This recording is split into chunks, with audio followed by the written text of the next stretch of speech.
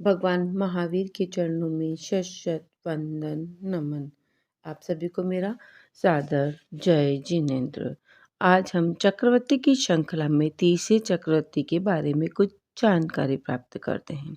तीसरे चक्रवर्ती मगवा चक्रवर्ती श्री वासुपूज्य तीर्थकर के तीर्थ में नरपति नाम के एक बड़े राजा थे। वह भाग्योदय से प्राप्त हुए भोगों को भोग कर विरक्त हुए और उत्कर्ष तपस्या कर मृत्यु को प्राप्त हुए।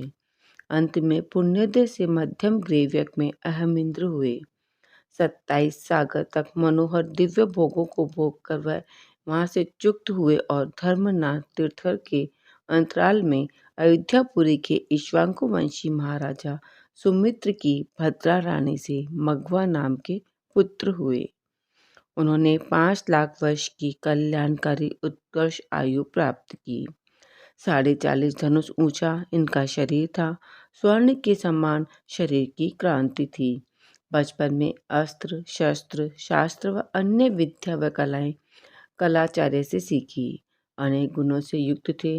पिता ने राज्य पद के योग्य समझकर राज्य की बागडोर मगवा को सौंपकर दीक्षित हो गए।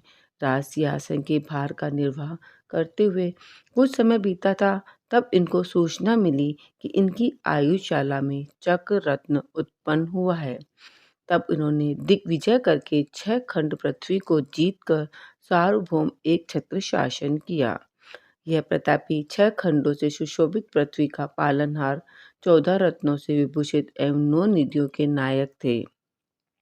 मनुष्य, विद्याधर और इंद्र भी इनके चरण युगल में झुकते थे।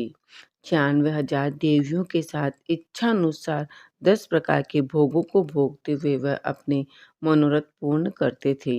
एक समय मनोहर उद्यान में अभय घोष केवली का आगमन हुआ।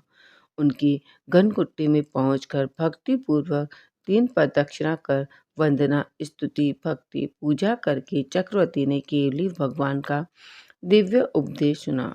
विरक्त होकर अपने पुत्र प्रिय मित्र को राज्य देकर स्वयं दीक्षा ले ली। निर्दोष संयम का पालन करते हुए अंत में शुक्ल ध्यान से घातीय कर्मों का नाश कर दिव्य केवल ज्ञान प्राप्त किया। गनकुट्टी की रचना देवों के द्वारा की गई। बहुत काल तक केवली भगवान ने विहार कर असंख्य भव्यों को धर्मामत पान से तृप्त किया। अंत में चतुर्थ शुक्ल ध्यान से संपूर्ण अघातीय कर्मों का नाश कर निर्वाण धाम को प्राप्त किया। इनका कुमार काल 25,000 वर्ष, मंडलिक काल 25,000 वर्ष, दिग्विजय काल 10,000 वर्ष, राज्य काल 3,90,000 वर्ष, संयम काल 50,000 वर्ष रहा। ऐसे मगवा चक्रवर्ती अनंत अनंत काल तक सिद्धशिला के ऊपर विराजमान रहेंगे। इनके श्री चरणों में मेरा कोटि कोटि वंदन है। मैंने आपको तीसरे चक्रवर्ती के बारे में कुछ जानकारी दी। इसमें अगर कुछ गलत है तो आप मुझे क्षमा करें। तस्य मिच्छामि दुक्कडम। सादर जय जिनेन्द्र।